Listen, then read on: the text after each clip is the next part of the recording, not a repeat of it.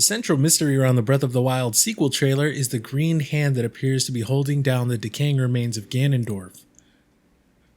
Recently I saw a fantastic video collaboration between Zelda and Nintendo Black Crisis that attempted to answer some questions about this hand. If you've not seen those videos, I have links below for both down in the description. I will be referencing them both throughout both parts of this theory, so please feel free to watch them first if you've yet to do so. Today's video will be part 1 of a 2-part theory, and today we're going to be discussing who the hand might belong to. When we get our first clear glimpse of the hand, we see that it is holding the chest of Ganondorf, who appears to have his face twisted into an expression of agony. It also appears that there is a wound underneath the hand, which is where the malice we saw corrupting Hyrule during Breath of the Wild is flowing from.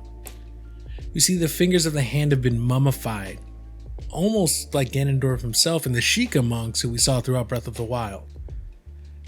In Zelda's video, he brings up from the lore in the Breath of the Wild Masterworks book that the Gerudo have not had a male born into their ranks since the last appearance of the Calamity. And in the greater Hyrule lore, we know a male is born into the Gerudo ranks once every 100 years. It is fated that that young boy will always possess the spirit of demise, be named Ganondorf, and grow up to be the king of evil. Well, Zelda points out that the reason that there might not have been a male Gerudo born is that Ganondorf has been sealed away but not killed. He's been sentenced to live throughout the past 10,000 years in a state of being undead, clinging to life but unable to truly perish. The idea that Ganondorf never died means that the spirit of demise cannot be reincarnated, and that the Gerudo are granted the blessing of never ever bringing the Scourge of Hyrule back through its twisted curse that plagued their clan. The hand keeps Ganondorf alive, and therefore it's serving its purpose. But where did it come from? In my last video, I theorized that the hand was not magic, but some form of Sica technology.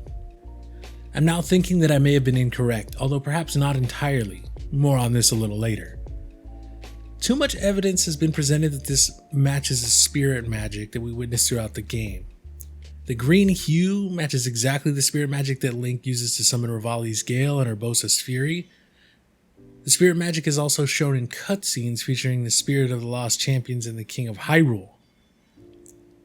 If this is spirit magic, we have to assume it is magic created from a very powerful spirit, capable of very powerful magic. But who could have possibly had enough magic to seal Ganondorf, the King of Evil, hatred and malice incarnate, away for 10,000 years? At this point, I've spent many hours watching the trailer for the Breath of the Wild sequel and realized that there's one aspect of the hand that we have seen before.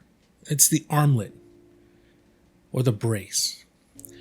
The brace almost certainly seems to be something that we need to pay attention to. It appears to be golden and matches many of the Sica designs that we saw throughout the game. There's also a ribbon of energy that runs through the middle of the gold on the bracelet that matches the color of the hand going throughout the center of the armlet. Now this would make sense if it was powered by the spirit energy of the one wielding it. Now I mentioned Nintendo Black Crisis earlier, and for good reason. He theorized in one of his latest videos that Ganondorf's body is being used as a fuel, citing the Onehit obliterator as an example of spirit or life energy being used as a fuel for a weapon. Now while I believe this weapon was using Link's life force as a fuel, we see that it is directly being converted to a blue color, and if it was working the same way as the brace, wouldn't it be exerting a green glow, draining Link's spirit? Converting the energy in the same way, with the same type of fuel, and alongside the technology from the same time, means that we would yield the same results, wouldn't it? This leads me to believe that the Onehit obliterator isn't functioning the same way as the hand and the armlet are. So this led to the question, what person from the past could have possibly used Sica technology paired with their own powerful magic and powerful spirit seal the Demon King away for 10,000 years? I think we've already been given the answer.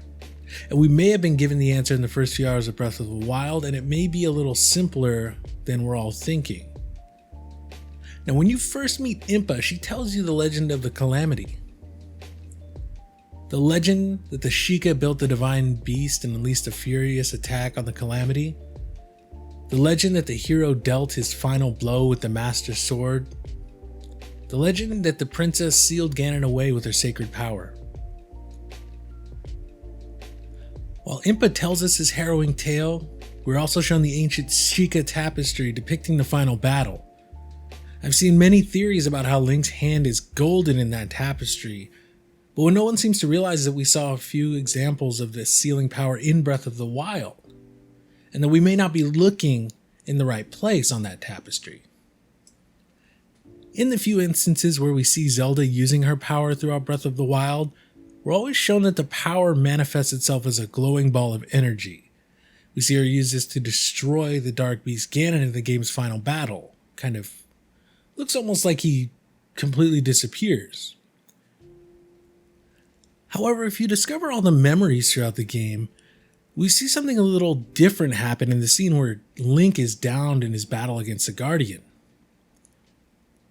The Guardian attacks Link and is ready to execute him. In that moment, Zelda's love for Link pushes her to her limit and finally allows her to unleash her sealing power, which again is manifested as a glowing ball of golden energy. However, when we see that ball of energy affect the Guardian that was challenging Link, as well as some other Guardians in the surrounding area, we see that the Guardians merely fall, becoming husks of their former selves. The bodies are there, the corpses are preserved, and Link comes across those corpses during his trek through Hyrule. So we're shown that throughout these memory sequences that Zelda's power can truly seal away the evil. However, it will also preserve the physical body that contained that evil. And when we see Zelda use it against Dark Beast Ganon in the final battle of Breath of the Wild, we see it's all but destroyed completely. But what about the origin of that malice? What about the body that contains the true essence of the malice that the Dark Beast was made out of? What about Ganondorf's body? Is there a way that Zelda could have sealed the evil away in Ganondorf's body itself? Well, maybe not alone, but what about something that could amplify the power of her sealing powers when used? Maybe an armlet. Now, the armlet we saw is almost certainly of Sica design, and we know that the Sica have always stood by the royal family of Hyrule. What if the Sica designed this armlet for the ancient incarnation of Zelda? Designed it to make sure the magic was amplified and could permeate to the depths of Ganon's evil and seal him away for all eternity, but at the cost of the princess herself. If the princess sealed Ganondorf, and that spirit energy has been holding him for 10,000 years, she would have likely been left in the same condition as Ganondorf and the Sica monks, mummified almost beyond recognition.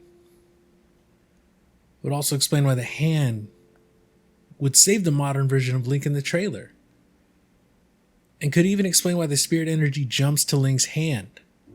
Perhaps the remnants of the ancient Zelda's soul must jump to Link to awaken his own part of the Triforce, something that we know has to be part of this legend but is never touched on in Breath of the Wild. The goddess Hylia's spirit incarnation, realizing that it's no longer able to maintain the seal that it held for so long. Now, that's all for part 1 of this theory. If you enjoyed this video, please feel free to leave a like and subscribe if you want to come back for part 2. As stated before, our second part will be dealing with the ramifications of this hand belonging to the ancient Princess Zelda and what it could mean for our current incarnations of Link and Zelda. Thank you so much for watching, and I hope to see you soon.